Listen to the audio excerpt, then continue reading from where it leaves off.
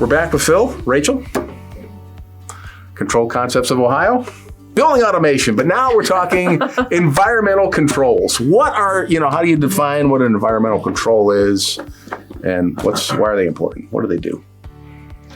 Yeah, I would say environmental controls, in my opinion, kind of take out the component of energy and necessarily comfort. Okay. Right? When I think environmental controls, I'm thinking more exact standards.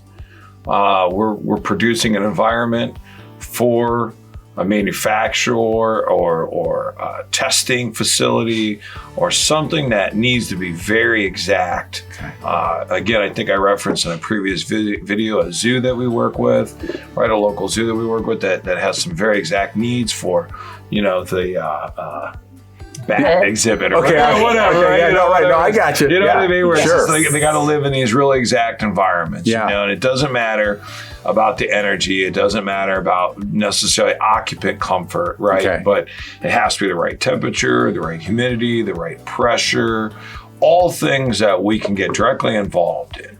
Okay, that's environmental controls.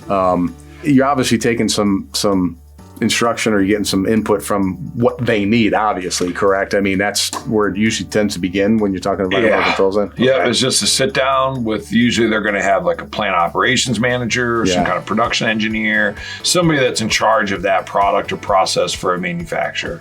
And we sit down with them and just start taking notes. And of course, I know, the controls, this has come across loud and clear with some of the other videos with you guys, is it's not only just, getting the environment right, but it's like how people can monitor what's going on. And that takes another staff member. So are they involved too with, what's the interface with this thing? Yep. I mean, so you got to meet a lot of different demands from different people then, don't you?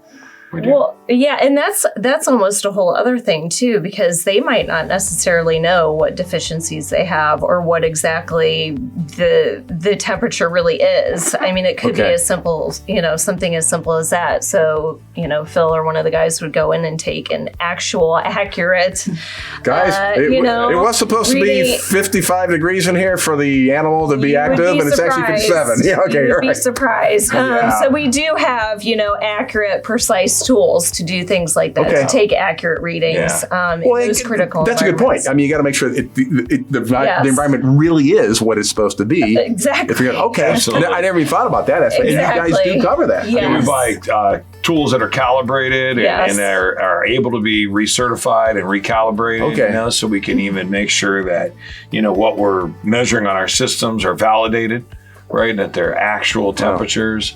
Really just, it's all about precision. Yeah. You got to hit the metrics of what the factory or the process needs. Okay. It's interesting you guys actually test the actual environment though. That's first.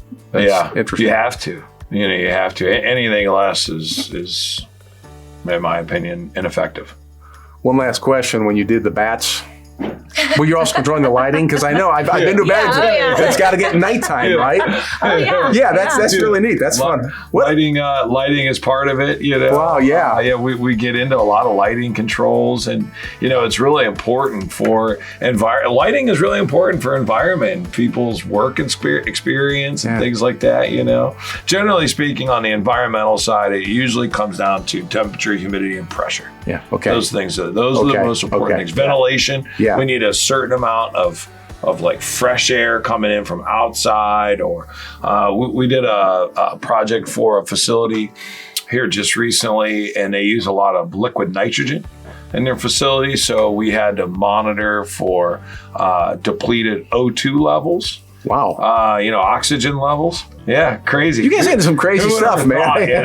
And I learned a lot about that, did a lot of research, Oxygen is, nitrogen is the most prevalent gas. Yeah. Right? It's like 70% air. It's like 70% nitrogen. Right on. Yep. Right? All around and then it's like 20% oxygen, and then a bunch of other little things just scattered in there. You get to learn stuff every day, don't you, man? Yeah, it's really cool.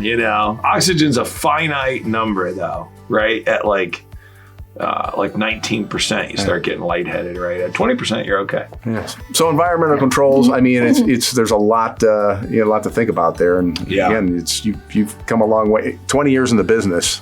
So Yeah. nothing's really new to you, really. You learn new things. Every day.